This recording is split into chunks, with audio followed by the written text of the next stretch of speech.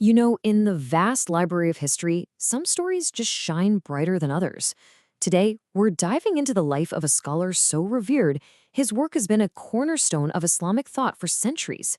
But hidden inside his incredible story is this powerful lesson on perseverance, a lesson born from a single moment that almost never happened. I mean, just think about that for a second. What if one of the greatest minds, someone whose work would shape history, almost threw in the towel because he thought he was a failure? It's a wild thought, and it's the key to unlocking a truly profound story about what genius really is.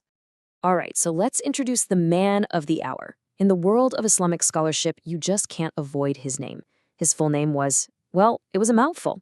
Al-Hafiz al-Shihabuddin Abul Fadl Ahmad bin Ali bin Muhammad. But to the world, he's known as Ibnu Hajar al-Asqalani. And believe me, he was an absolute intellectual giant. People gave him this title, the commander of the faithful in the science of hadith. Now, this wasn't just a nice compliment. This was the highest possible honor you could get. It meant he had an unparalleled mastery of hadith. You know, the collected traditions and sayings of the Prophet Muhammad. For centuries, if you wanted to understand those sayings, Ibn Hajar was your guy. And his output? It was just staggering. We're talking more than 150 major scholarly works.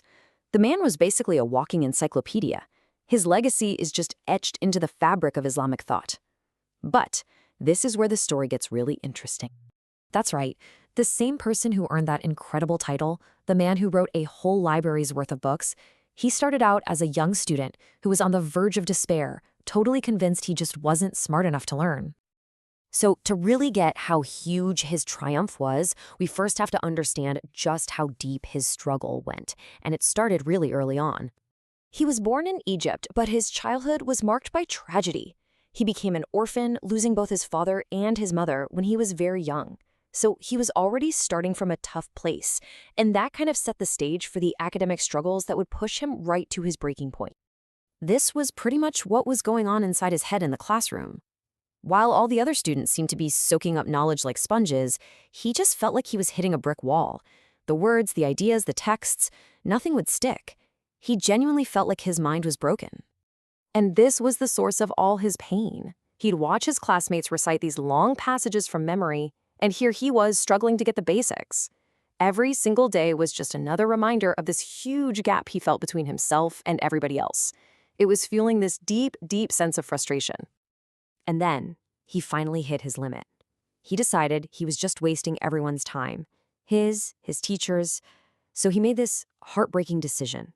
He packed his things, said his goodbyes, and just walked away from his studies in Cairo, completely and utterly defeated. So on his journey home, this sudden, heavy rainstorm kicks up, and he's forced to take shelter in a cave. And it was right there, in the quiet and solitude of that cave, that a simple little observation would end up changing not just his life, but the entire course of Islamic history. As he's sitting there, his eyes just lock onto this one thing, a soft, gentle drop of water falling from the cave ceiling onto a hard, solid black stone below. Then another drop fell, and another. And he noticed something incredible. Where the drops kept landing, a clear hole had been carved right into the stone, by nothing more than the constant dripping of water. In that single moment, everything just clicked. He thought to himself, the stone is so hard and this water is so soft. But just by being persistent, the water won. It carved its way through. And then he asked himself this life-altering question. Is my heart, is my mind harder than this stone? No. If relentless drops of water can conquer a stone, then surely relentless learning can break through my own ignorance. What he discovered in that cave was the power of istiqamah. It's this beautiful Arabic term that means more than just persistence. It's this state of unwavering, steadfast consistency. It's the whole philosophy of the water drop, right? It's not about being forceful, it's about faithful, non-stop repetition.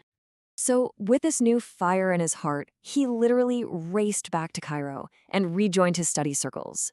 His classmates and teachers, they soon gave him a nickname that would stick with him for the rest of his life, Ibnu Hajar, which literally means the son of the stone. It was this perfect, eternal reminder of the promise he made himself in that cave. His whole approach changed. It wasn't about being the smartest kid in the room anymore. Nope. It was about being the most consistent.